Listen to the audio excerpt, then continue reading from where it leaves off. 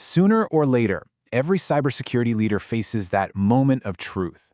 And trust me, it's not just about what broke, but who's actually accountable. Today, we're going to dive into a really critical mindset shift, the one that separates a technical manager from a true executive leader. It's all about moving past the technical root cause and into the language of risk ownership.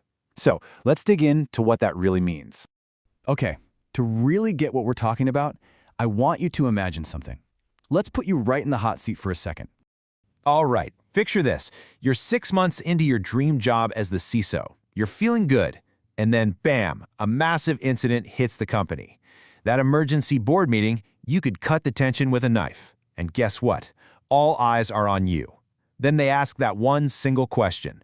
What went wrong here, and who was supposed to be watching?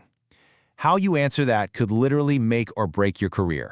So what do you think? What's the real root cause here? Is it A, a simple technical failure? B, you just didn't have the budget or the people? C, somebody wasn't following best practices? Or maybe D, a management decision that put business first? Or is it E, something bigger, that this risk never really had a clear owner to begin with? Honestly, they all sound pretty plausible, don't they? And that's the puzzle every leader faces. Now, when you're in that spot, most of us, especially if you come from a tech background, we have a gut reaction, right? We gravitate toward a certain kind of answer.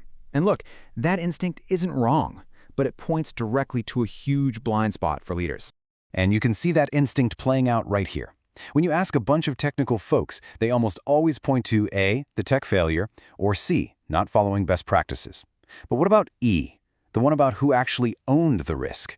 It's barely a blip on the radar, and that right there tells you everything.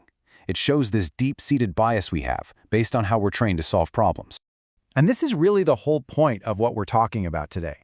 Pointing to the technical problem isn't a mistake, it's just incomplete. It's only half the picture. It explains how the gear broke, but it doesn't tell you why the whole organization was left wide open to begin with. So that incompleteness? That's what creates this really dangerous blind spot. It's this huge gap between explaining a technical glitch and explaining who is ultimately accountable at a management level. And you know what? Learning to bridge that gap, that's what separates the managers from the real executive leaders. Right. So here's the key thing to remember. This blind spot, it has nothing to do with not knowing enough about the tech. It's about the failure to translate what happened into a language the board actually understands. You know, the language of business decisions, of trade-offs, of ownership. One is a technical postmortem. The other, that's a leadership conversation. So, you gotta ask, why do we automatically jump to the technical answer? Well, for one, if you're an engineer, you're literally trained to think in terms of cause and effect. Something breaks, so you find the broken part. It's perfect for troubleshooting, but it doesn't work so well when you're trying to figure out accountability. Second, let's be honest, it's our comfort zone.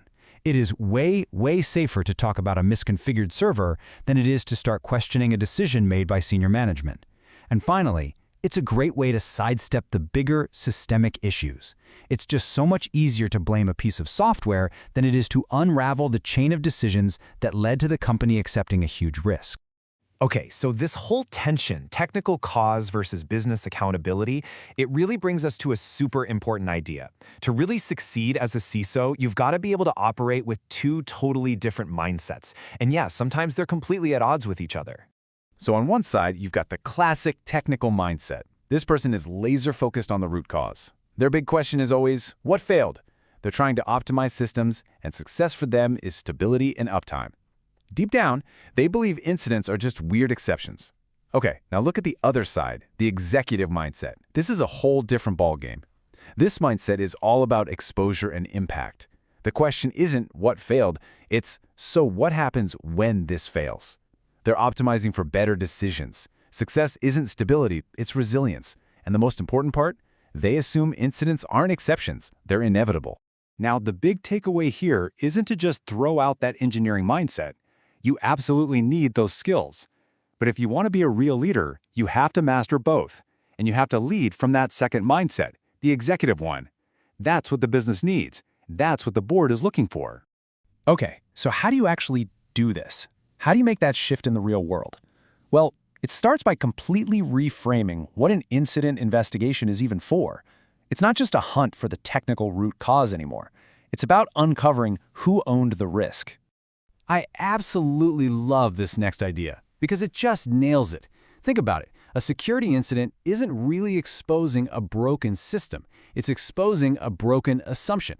It's like a stress test that shows you exactly where the organization's beliefs about risk, about priorities, about decision-making were just plain wrong. That broken server? That's just the symptom. The real disease is a broken assumption that was made way up the food chain. And that really brings us to the final, most important point. If you want to move up, if you want to get to that next level of leadership, it's not about learning more about firewalls or cloud security. It's about a fundamental shift in your mindset. You have to stop thinking like a system operator and start thinking like a business risk owner.